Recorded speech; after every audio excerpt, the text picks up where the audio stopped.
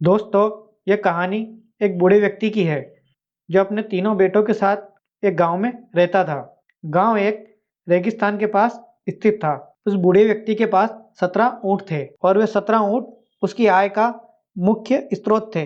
वह रेगिस्तान में शिपिंग के साधन के रूप में ऊँटों को किराए से देता था। एक दिन उस बूढ़े व्यक्ति का निधन हो गया, लेकिन उसने अपने तीनों बेटों के लिए अपनी संपत्ति की एक वसीयत छोड़ दी थी। दोस्तों, अंतिम संस्कार और अन्य दायित्वों के खत्म होने के बाद जब तीनों बेटों ने वसीयत को पढ़ा तो वे चौंक गए।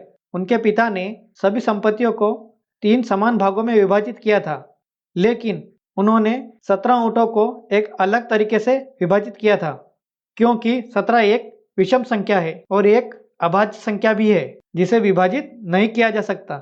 उसने वसीयत में लिखा था कि सबसे बड़ा बेटा 17 ऊँटों में से आधे का मालिक होगा और बीच वाले को 17 ऊँटों का 1/3 हिस्सा मिलेगा, और जो सबसे छोटा लड़का है उसे कुल संख्या का 1/9वां हिस्सा मिलेगा। सभी वसीयत को पढ़कर दंग रह गए और एक दूसरे से सवाल करने लगे कि 17 ऊँटों को कैसे विभाजित किया जाए।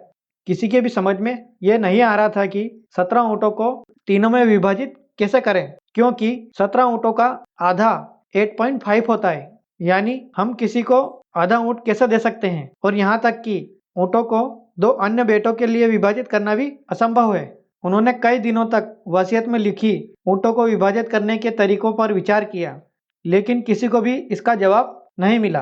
अंत में वे इस मुद्दे को अपने गांव के एक बुद्धिमान व्यक्ति के पास ले गए। बुद्धिमान व्यक्ति ने समस्या सुनी और तुरंत एक समाधान निकाला। उसने उन्हें सभी ऊँटों को अपने पास लाने के लिए कहा। बेटों ने ऊँटों को बुद्धिमान व्यक्ति के स्थान पर लाए। बुद्धिमान व्यक्ति ने अपने स्वयं का एक ऊँट को उन ऊँटों में जोड़ा और ऊँटों की कुल संख्या 18 कर दी। अब उन्होंने पहले बेटे को वसीयत पढ़ने के लिए कहा।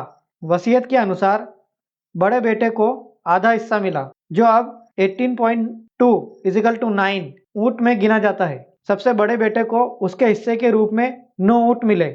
अब शेष ऊँट 9 बचे थे। बुद्धिमान व्यक्ति ने दूसरे बेटे को वसीयत पढ़ने के लिए कहा। उसे कुल ऊँटों का 1/3 सौंपा गया था, यानी कि 18/3 = 6 ऊँटों के लिए आया था।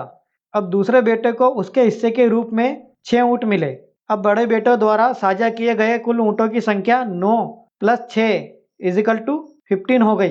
अब तीसरे बेटे ने ऊँटों की अपनी हिस्सेदारी को पढ़ा। उसके हिस्से में ऊँटों की कुल संख्या का 1/9वां हिस्सा था, यानी 18/9 = 2 ऊँट। सबसे कम उम्र के व्यक्ति को उसके हिस्से के रूप में 2 ऊँट मिले। अब देखो, पूरी तरह से भाइयों द्वारा साझा किए गए 9 + 6 + 2 = 17 ऊँट थे और 1 ऊँट बच गया। अब उस बुद्धिमान व्यक्ति ने अपने द्वारा जोड़ा गया ऊँट वापस ले लिया।